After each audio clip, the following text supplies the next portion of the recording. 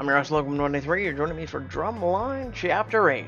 It's the very last day of the Drumline trials, and you and Smith are hiking through the woods in a challenge called The Countdown. An hour ago, Laird and Marco drove you both to the woods and dropped you off. Your challenge is to get back to Bubba's before midnight. Thankfully, Smith is from around here, and knew exactly where you were and how to get back quickly. You spent the last hour of your hike speculating on the love lives of your favorite superheroes while sucking on grape lollipops Smith brought along. In the back of your mind, you're thinking about Laird's last words. He said he missed you while making your body shudder with his grasp. Maybe I'm being a little too harsh. Avoiding him, but waking up alone and not getting any text or calls sucked. Do I forgive and forget, or do I just wash my hands of Laird? I wish I weren't so into him. That would make this decision much easier. We're almost there, Batman. See? I told you I knew where we were. Good job, Robin! Before the sun sets, you're sitting at a table at Antonio's with a giant cheese pizza prop between you. Oh hey, I meant to ask you the other day, but I forgot. Whose dorm room do you have to clean? Since I got Marco, you got Laird or Bubba? Smith chews on his slice and gives you a confused look. What do you mean? I don't even clean my own dorm room. You mean one of the vets doesn't have you? Voice trails off as you realize what's been going on. Freaking Marco. He made that crap up about Nads cleaning the vet's rooms. I'd bet money on it. You're cleaning Marco's room. Anger bubbles up.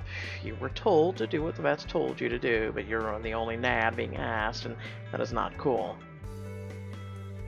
I'm gonna make him wish he were dead. Oh? How are you gonna do that?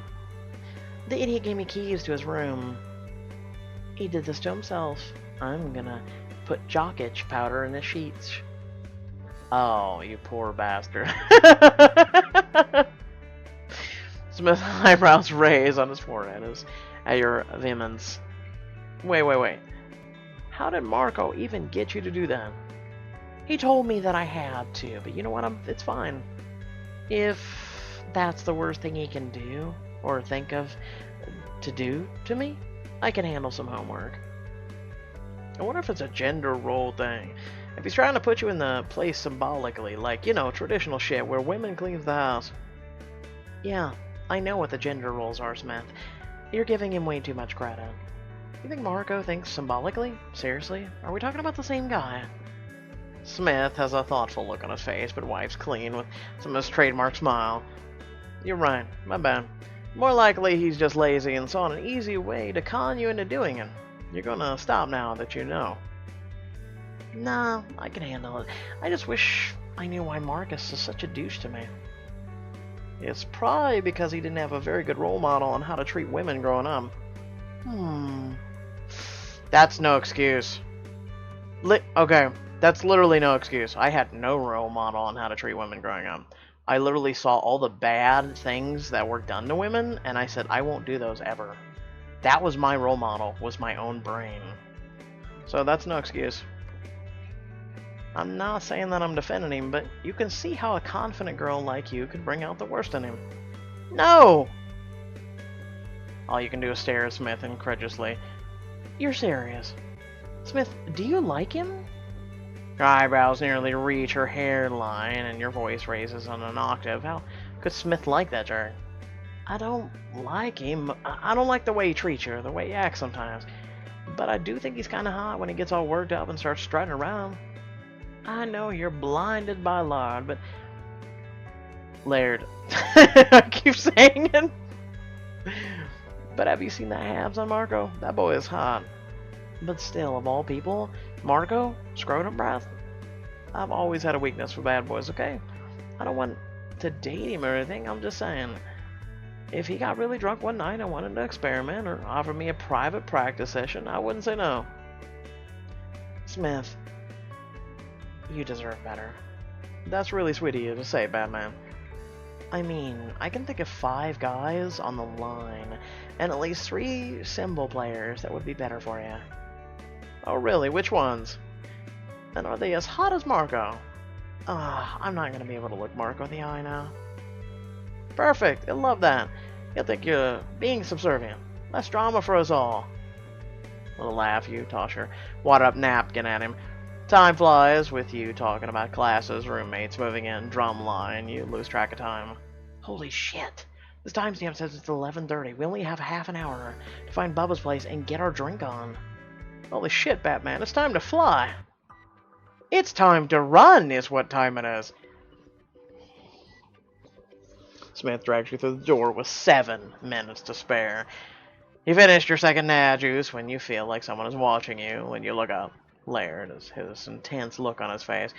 You give him a smug smile and his expression lightens. He steps forward, grabs your hand, and pulls you into the bathroom. Laird, give me your phone. My phone, why? It's broken, isn't it? I assume that's the only reason you have not used it like I told you to. No, you said I needed to call you if I didn't reach the campus before dark. He takes a deep breath and runs a hand through his hair in frustration. And when it had been dark for over an hour, and you still weren't here, why didn't you use it then? Because you're not my keeper.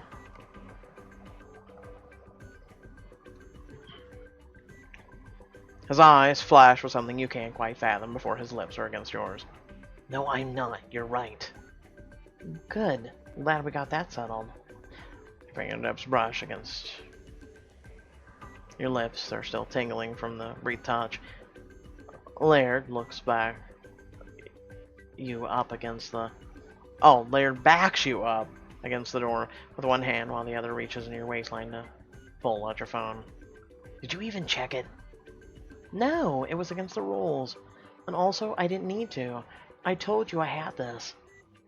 If you had this, you would have been here before dark. He glances down to see that the phone is powered off. The rules just said to be here before midnight, and I was. Jesus. Dude, you're being a little overproductive. Just a bit. Take it down about 7 notches. Presses his forehead to yours and closes his eyes. I was worried, okay? I came looking for you because the thought of you being out there somewhere and needing me while I was standing around here, I couldn't bear it if you've gotten lost or something worse. But I wasn't lost and I'm fine. But I was, Reese. I didn't know where you were, so I was. Okay, you can take it back up 3 notches. You bite your lip, and he uses his thumb to free it before tracing your mouth with his fingers. Laird, what are we doing? I'm about to kiss you, because I can't stop myself from touching you anymore. Oh. All the breath leaves your lungs as you stare at this gorgeous man in shock. Not here, though. I don't want... Right. Your place, it's closer. You go. And I'll meet you there in 10 minutes. The door to your dorm room hasn't even fully closed before your mouth, or his mouth, is on you. You don't bother with the light. You're already so lost in his kiss that it doesn't register until you hear the thunk of the deadbolt that you'd forgotten to lock the door. What a difference a change of scenery makes. Gone is the hesitation from before. You yank at his shirt, he tears it off over his head, along with his jacket, and flings it into a corner. His shirt isn't far behind, or your shirt isn't far behind. You moan into his mouth, and his tongue delves inside. Impatient and feeling bold within the familiar space of your own room, you reach behind and unclasp your bra, sails through the air. Finally, your bare chest is flush against his. He hisses out a breath of pleasure as you wrap your arms around his back, sealing yourself. Goosebumps prickle the skin of your arm and breasts, and you rub yourself against him, reveling in the sensation of his heated skin. Laird threads his hands through your hair, tugging until your face is tipped up to his. You're better than the fantasy I had of this moment. His eyes are dark with desire and something more profound. And I had a pretty damn good fantasy. With a laugh, you lean up to nibble his lower lip. His fingers tighten their grip, and you hum with pleasure. Sounds like it's time for some new ones. You don't hold back on anything, do you? You're sexy as grease. The words splinter the heat inside of you. Half of it stampedes to your wet core, the other half settles in your chest. It drapes you in a soft, fluffy warmth like a down comforter straight out of the dryer. You shove your shorts down and kick off your shoes. That dirty mouth of yours is pretty hot too. I've barely gotten started with what I'm going to do with my mouth, Reese. The husky promise in his voice makes you forget any doubts you had about hooking up with the Drumline captain. What do you want me to do first, sexy? I want you to show me what you've got. Your mouth on me. More kisses. I think you want more than kisses. I didn't say where. Your grin is saucy. His eyes darken. Slowly he strips you down and presses kisses over your body. Quiver a mess of nerves when he's done licking and kissing every inch of you. Finally he captures your mouth. You're breathless and wanting more. Breathless, your fingers grip the headboard of your bed as if you're clinging to a life raft. The stubble of his chin brushes against the flat planes of your stomach as his lips trail up your ribs. Dear Peter, Paul, and all the apostles. Oh God, is this really the time? Even the crappy ones. I might not survive this.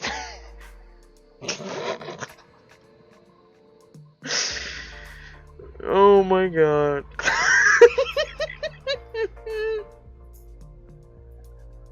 Okay, moving on. Reese? Yes? You open your eyes to find his lazy, sexy smile focused on your lips. I could eat you up all day, every day, and never get tired of your taste. The rush of liquid heat, your breath escapes as everything down below tingles. You lower your hands to his jeans, but he captures it and pulls it back to his chest. Not tonight, hotshot. When you're ready, we'll go back to my place. We need a larger mattress for what I've got planned. I want to sleep and eat and make love to you all day. You're not something I want to rush. Ooh! Round of applause. And just like that, you drop back to earth, your imagination working overtime on what it would be like to be slowly savored by him, laning up your tongue traces the star on his back. I want to reciprocate. Stay here in bed. Hear more about this day in bed. Well, obviously I'm going to ruin you for any other man. You're going to be too wiped out to think of someone else. And how would you ruin me? Your fingernails trail down his stomach as he presses you closer to his side. Well, first I'm gonna tie your hands and feet to the bed, and then I'm gonna lick and kiss every inch of your body until you're begging me. I'm actually thinking of begging for that right now. Then, when I finally do push inside, I'm gonna make it slow so you feel every inch. There are a lot of inches to feel. Your hands brush over his length and it twitches under your touch. Against yourself, lady. This is why I need to tie you up. You can't help but try to take over, can you? What can I say? I'm an alpha.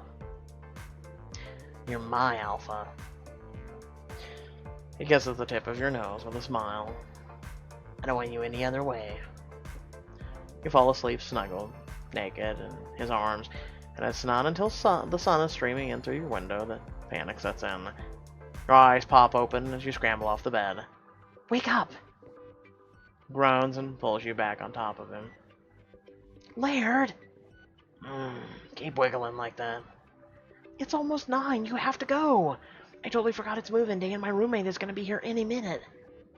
You don't know what time she's arriving? No. I just know that everyone is expected at 9. Get up. You have to leave because this is not how I envisioned meeting her.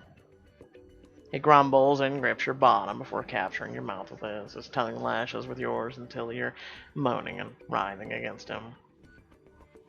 Your gaze is unfocused as he pulls away. Fine, I'll leave, but only if you promise to come to my place tonight. I'll come. Oh yeah, you will. Multiple times.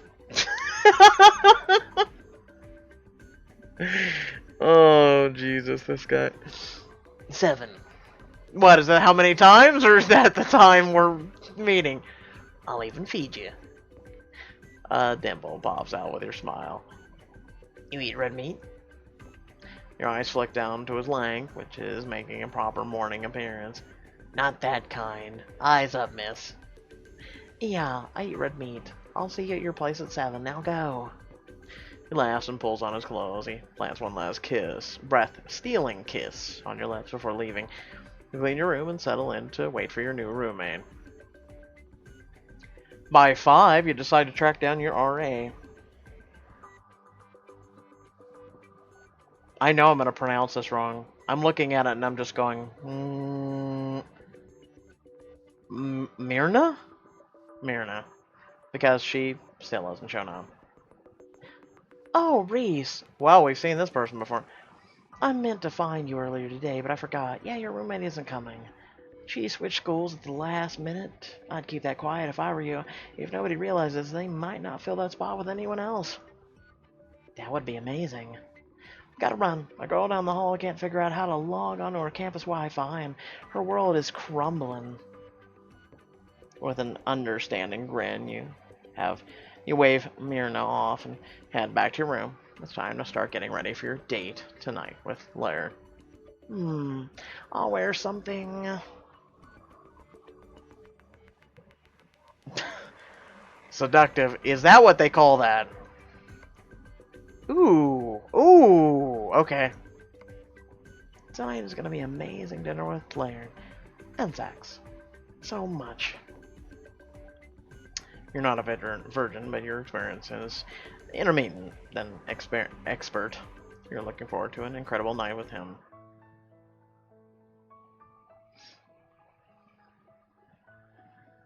At 7:02, you hesitate outside his door, smooth your hands over your hips, just a tiny bit nervous. At 7:04, Oscar barks on the other side of the door, but he hasn't opened up yet. Feeling silly standing outside on the stoop, you try to remember your earlier conversation. He said 7, right? Check your phone and find no text from him. You send him one letting him know that you're here. You peek around looking for his Jeep. It's not here. At 7:12, you text again. There hasn't been an answer to your last text. You've got to be kidding me. At 7:41, you leave and head back to your dorm. I've been here. I've actually been here. By 8:24 that night, you're scrubbing off the last of the eyeliner you painstakingly applied. What a fucking waste. You're on the bed by 8:35, watching a show on your laptop and eating ice cream you picked up on the way home when your phone buzzes. It's him. Critics are calling Uncle Drew. No, critics are calling shut up. Shut. With that being said, hope y'all did enjoy the video. Remember to like, share, and subscribe. And no description below links to social media or Discord, and a few links to support me and my content. With that being said, how are you guys enjoying this? I haven't seen much commentary about it from you folks. I know you guys have been watching, though. I hope I'm doing the chapters justice. I'm enjoying it. I'm enjoying it. You know, there's some moments which will get a rise out of me. Not in that way. But, you know, otherwise, I'm enjoying it. It's fun. I like her sassiness. I like, you know, pretty much all around everyone except for Marco. He's a piece of shit. Bubba, I wouldn't mind seeing him a little more. Whatever happened to Bubba? We went back to his house. We didn't see the Bubba. With that being said, thank you all for watching, and I'll catch you all in the next video. Peace.